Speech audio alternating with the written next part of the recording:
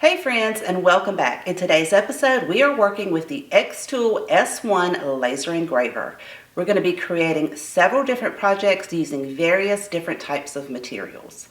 I know this is not my typical content, but I've been having so much fun working with this machine. So if you are thinking about purchasing a laser engraver, stay tuned and let me show you what this machine can do.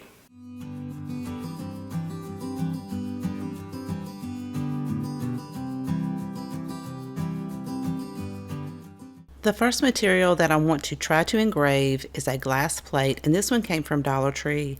I am going to place my image on the bottom of the plate, and the first thing I need to do is give it a thorough cleaning. And I'm going to do that with some rubbing alcohol, and I'm also going to make sure that I dry that off. Then I'm going to take a measurement of the bottom of the plate to see how big I need to make my design, and mine was about 6.5 inches. I'm going to use a chalk writer, and this you can purchase from Dollar Tree. I need to make a mark at the bottom so I'll know where the bottom of the plate is because there's already an engraving on there from the manufacturer. I need to cover the entire bottom of this plate because it is clear glass, and if you put that in the laser without something covering it, the light will just bounce around and you won't get an engraving. It doesn't know exactly where to place the design.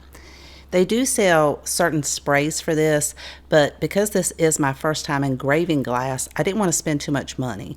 So I decided to go with this chalk writer because it's only $1.25 and you can use it multiple times, and it's also water soluble, so you can easily wash this off with water and it's not going to damage the plate.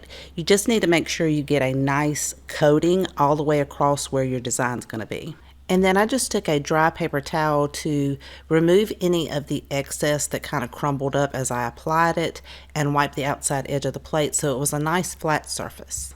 In xTool software, which is xTool Creative Space, I am going to go ahead and create a circle and size this the same size as the bottom of my plate just for me to use as a guide. I will end up removing that because I don't want to engrave the circle itself. I just want to make sure that I get my design the appropriate size. Then I can pull my design in, and because mine does have a letter, once I have that kind of the size that I want it to be, I am going to invert that because I want the letter to show correctly from the top of the plate.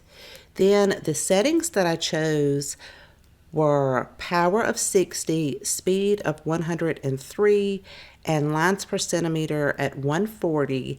I am using the S1 40 watt diode laser, so you may need to adjust your settings to your machine. If you have a honeycomb panel, you will need to remove that because the plate does set up a little bit higher. I'm placing the plate inside with the chalk side up, and I have the bottom of the plate towards me where I made that little mark, so I'll know that the design will be centered and facing in the right direction because I wanted to make sure that manufacturer's mark is at the bottom of my design. I went ahead and set my auto measure or the distance measure and also measured my marking points for the framing. The processing time was about 34 minutes because this is a very detailed design, and I was also running the automatic air assist. Now that it's finished, looking at it, it looks really good. But let's go clean the chalk off and see how well it engraved. Of course, you could take this to your sink and wash it off with some Dawn dishwashing soap, but for video purposes, I'm just going to spritz some water on there, clean it off with a paper towel, then I'll spritz it with some more water, use a clean paper towel, and clean all that off. Then I'm also going to take some rubbing alcohol just to remove any of the smudge marks on the front and the back and any of the chalk residue, just so that I could show you guys a really clear view of how this turned out. And I am so pleased with the precision of this machine and the amount of detail that really shows up through this glass.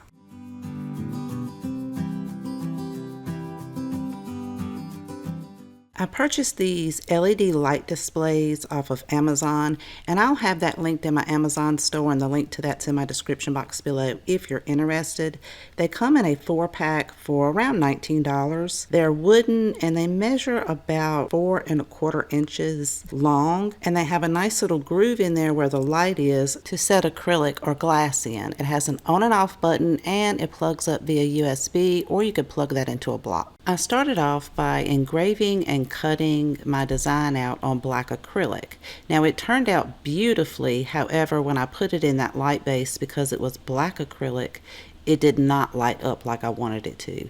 So then I just took a piece of a glass panel out of a picture frame from Dollar Tree, covered the area for the design using the chalk writer just like I did in the first project with the glass plate, and went ahead and engraved that only. I didn't need it to cut out since the glass panel was the perfect size. Then I just cleaned that chalk up with some plain water and wiped it down to get it nice and clean. Now I do think that the glass itself may have had a little bit of debris on it, so when you see the photo at night you can kind of see that, but I think that was the glass, not the actual laser that did that. I used the same settings on the glass panel as I did the glass plate, which was power of 60, speed of 105, and lines per centimeter 140. For the next project, I'm using a large bamboo cutting board that I purchased from Walmart for around $11. Now, if you have a honeycomb panel, you will have to remove that because this cutting board is fairly thick.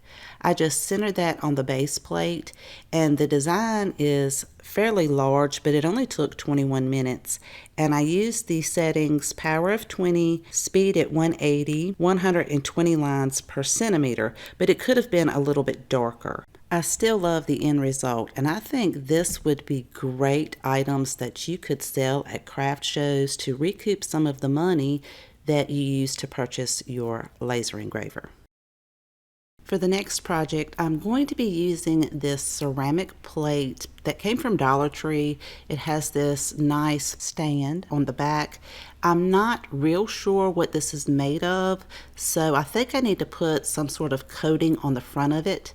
And I happen to have some spray paint that is very similar in the color of this plate. So I am going to give this 2 light coats, one going in one direction and then another coat going in the other direction, and I'm going to let this set overnight to completely dry.